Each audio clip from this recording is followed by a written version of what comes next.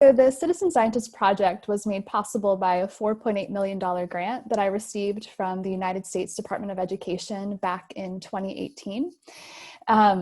The grant is designed to build capacity for citizen science work in K-12 and higher education contexts.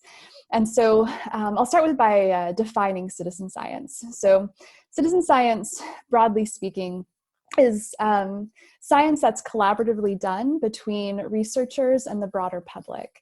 So notably, the citizen dimension of citizen science is inclusive of undocumented populations, as well as those still engaged in the struggle for civil rights and in full protection under the law. And with citizen science, researchers are able to increase both the scale of their data collection as well as the speed of their data analysis. And those who participate in citizen science projects, the broader public, are able to learn about community issues, better understand scientific protocols, contribute to scientific discovery, as well as to ensure that their community is represented in the data that's collected. And so drawing from our partners at SciStarter, a citizen scientist can be anyone, and citizen science can happen anywhere.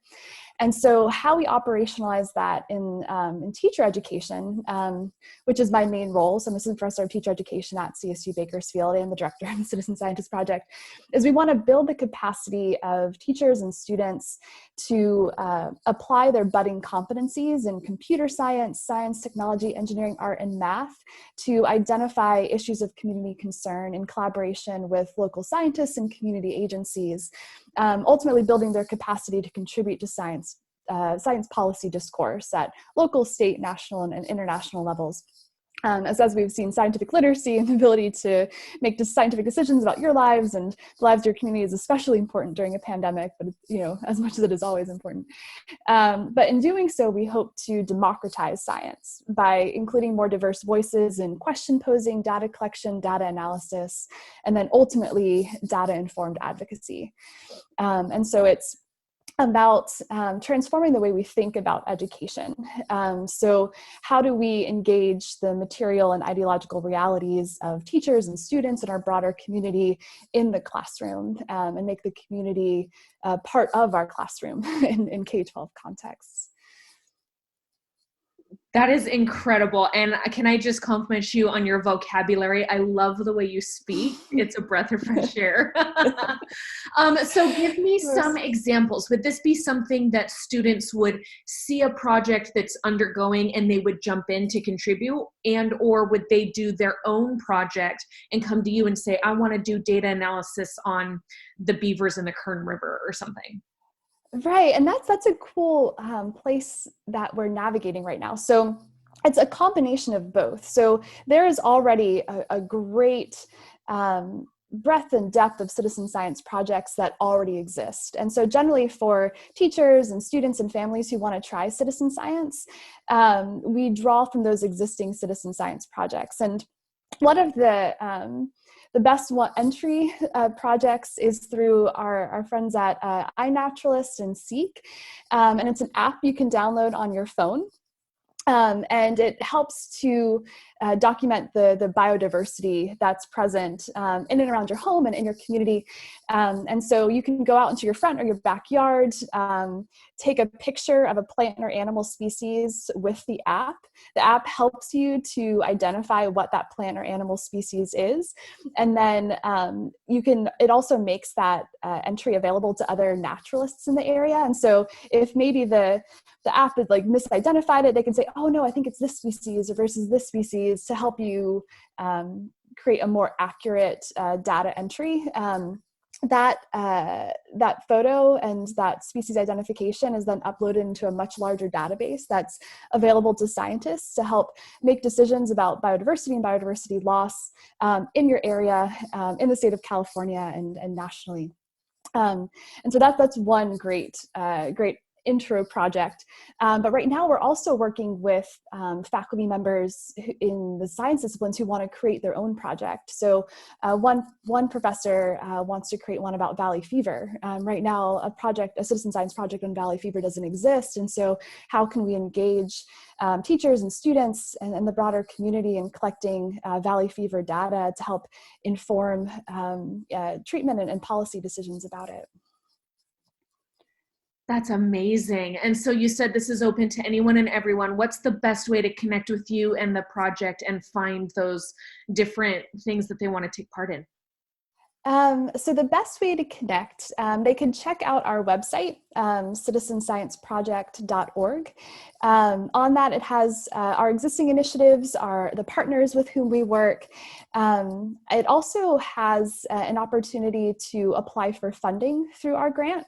And so we are on a rolling basis accepting funding from teachers who have citizen science project ideas. And we can grant them funds and mentorship to help them complete those projects.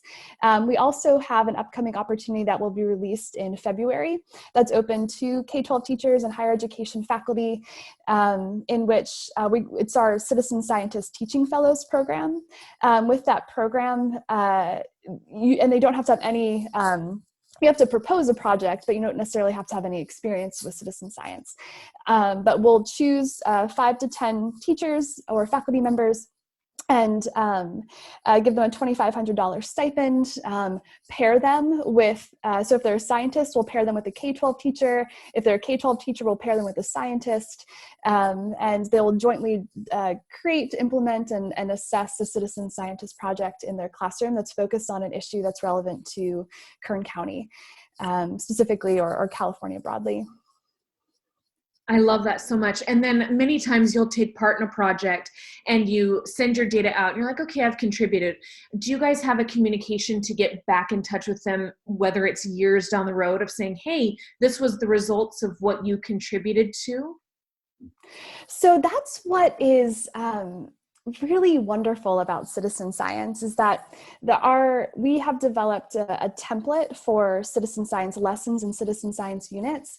So that takes teachers and students through phases of storytelling, data collection, data analysis, data visualization, digital storytelling, and then civic action.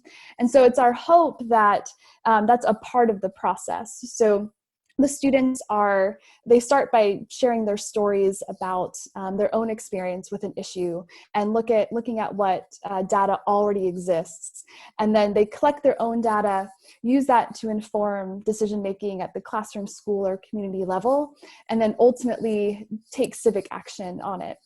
And so we want them to be able to immediately see how they can use data to make an immediate impact. Not maybe it's a small scale, it's just a change in the decision where, they ride their bike to the park instead of driving, if they're going to participate in a project that helps to monitor air quality, or it could be a longitudinal project where a class is monitoring air quality throughout the entire academic year in both their indoor classroom and outdoor settings, and then proposing to the school board what using the data that they collected, saying, the air quality in our school, is nearly just as poor as the air quality outside. How can we change our filters or some of our processes and procedures in order to improve our indoor air quality, knowing that, outdoor air quality is like a decades long,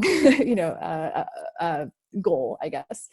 And so we want them, one, to be able to see that immediate action, but we also want to stay in touch with those teachers. And so we're a relatively new project. And so as we think about 5 or 10 years down the line, what we ultimately hope to do is to work with Esri and develop story maps using ArcGIS. And so all of the data that's collected through our project is then layered into this public-facing map that layers, in which you can layer all these different types of data. So if we have teachers and students who are focusing on biodiversity, their biodiversity data would be a layer you could add to this map. If we have folks focusing on air quality, that would be a layer you could add to this map. And it could be that map in and of itself could be used for classrooms throughout Kern County to make decisions, or to use it as a point of interdisciplinary integration into their curriculum. Just amazing. I love the sound of that. And is it Jesus? Yeah, Jesus is on too. Perfect. Yeah, I'd love to bring you in and talk about what you think this means for Bakersfield and Kern County as a whole. Yeah, I think this is, I mean, when it was originally introduced, when Dr. Beck was first kind of like proposing this idea for this grant, it really did sound, it works with me. I've grown up here and lived in Kern County my entire life. And these are things that I felt like we needed. In education, we've talked about like working with scientists, and we've talked about inviting them into classrooms. And being, I was in K-12 education before I moved to Cal State University Bakersfield. And it was like that, but there wasn't really a framing for it. There wasn't a platform. It was like, okay, let's invite them in and talk about one day, but there was not really any kind of structure in place for like having ongoing relationship with a scientist, or like working on a unit for this type of thing. So citizen science really just made sense. It's a way of connecting classrooms, educators, and working professionals in whatever science that we're talking about. And it's like about relevant topics that are meaningful to people here in Kern County, right? Like air quality is a no-brainer when it comes to this topics, but also biodiversity and topics like birds. Like, that was one of the very first ones that I took on, was like just learning about birds, and like doing annual bird counts and the types of birds that even are, in our area, and what can we do to increase the number of types of birds that are the populations that may be, in decline in Kern County or in this side of the country. Another big topic that we have a fellow working with, he's a liaison with our district, is on butterflies and the monarch butterfly and the migration patterns and the stories that go along with migrations all along this coastline of, California, United States, and Mexico and Canada even. So there's a lot of rich discussions that can come from these. And it really is kind of based in science, but then there's these social issues that we can also align with. And I just think it presents opportunities to just have really meaningful conversations with students and scientists in tandem. So it's a great opportunity, and I've been on board since the beginning. Yeah. I'm so excited. So what else can we do to help let people know that this is out there? Because this is the first time I'm hearing of it, and I want it to launch and go and just take off as quick as possible. That is a great question. So, are you asking what you could do, like as a news outlet, network, as a news outlet? And what can other teachers, as teachers get on board, what can they do to let other teachers know that it's available? I guess just how do we spread the word the best? Okay. I think the best way to spread the word is through digital storytelling. So for those of you who are interested in doing citizen science work, digital storytelling is a core dimension of the lesson plans that we develop. So document your work with citizen science and then share it on social media. Tag as many teacher friends as you have, to not only share the work of the students and to raise awareness about the issue, but to raise awareness about the citizen science approach to instruction, and how it has transformed your classroom from just learning about issues to taking action about issues. I would add, I think that especially in these times right now with virtual remote learning, teachers are struggling to like keep students engaged, right? And so as a student, maybe you feel like you're always behind the screen. So like this opportunity for citizen science, and I've put some links into the chat window that would kind of like direct you to like SciStart or iNaturalist, which Brittany spoke of. These are excellent opportunities to get kids outside exploring and still doing the work that you're asking and keeping them engaged within classrooms. So I know that teachers are struggling to keep their kids engaged, especially during this time of year. So these are opportunities that they can look into, and just using this idea of observation in nature, which could happen in your backyard or in your, at the park down the street. So there's a lot of opportunity and entry points, and using these ideas to just kind of keep kids involved with school and learning and opening their world up to stuff that they may have never seen, which is really great. Yeah, and one of the projects that we've started and Jesus has helped to spearhead is one on broadband access. So in this time of virtual learning, many of our students don't have they might have access to Wi-Fi, but it's not at a high enough quality for them to participate fully in class discussions without sounding like a robot or freezing or dropping. And so we're developing our own citizen science project in which students can test the speed of their broadband, and then have discussions on how to troubleshoot to improve it, but then also to use that data to inform school district level decision making regarding where there might need to be more Wi-Fi hotspots or different Wi-Fi hotspots for particular groups of students. Amazing. Making a difference one student at a time. Is there anything we didn't touch on that you want to make sure the community knows? I don't know, Jesus, what do you think about the spreading the word portion of it? Yeah, I think I flubbed that one a little bit. No, I think it's great. I know that there are plenty of teachers out there that have an interest in this type of work, and they're like, yeah, that's great, but maybe I'm not a scientist, or I might not feel comfortable having, engaging in work with scientists yet. But that's what our fellowship program is really about, is connecting teachers that have an interest. You don't have to have the knowledge base of like a scientist, but connecting you with someone like that, we're going to provide the resources, in terms of like the time that a scientist might dedicate to working with you and helping you grow those ideas. Our first fellow that we worked with is doing work on invasive species, and that was something that she had started on her own, but now we've connected her to a professional biologist that is going to help like kind of just smooth out her whole vision of this unit. And so it might just be someone that just has an idea about something that's relevant to them, be it birds or ladybug counts or whatever it might be, connecting them with a professional that can help them. And so I've linked our fellows program that we're going to be offering in February, as Brittany mentioned. And I think that that's a great start. There's plenty of educators in our area that would love to learn more about this type of work and seeing how it might be related to them. And we could definitely continue that conversation with each of them. So getting the word to the educators, I think, might be the first level. Yeah. And then I think more news stories like this, like you said, there needs to be more good news in our community. So as we develop this fellows program, maybe even following some of the journey of our citizen scientists teaching fellows. And another event that we do, because this work is so new in education, and we're really the first teacher preparation program to take this approach to instruction, we've engaged in what we call public teaching. And so with public teaching, you bring together a master teacher and have that teacher teach a dimension of a citizen science unit for a group of students.